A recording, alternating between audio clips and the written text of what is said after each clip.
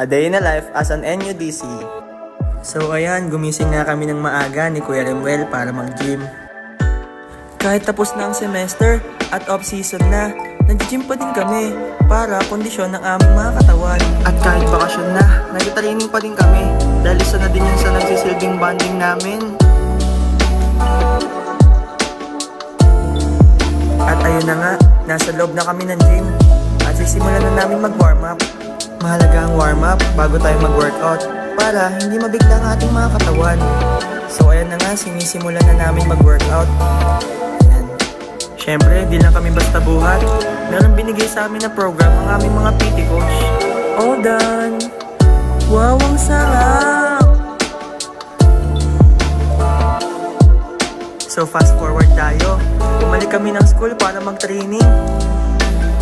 So ngayong training, nag-focus kami sa aming lower body.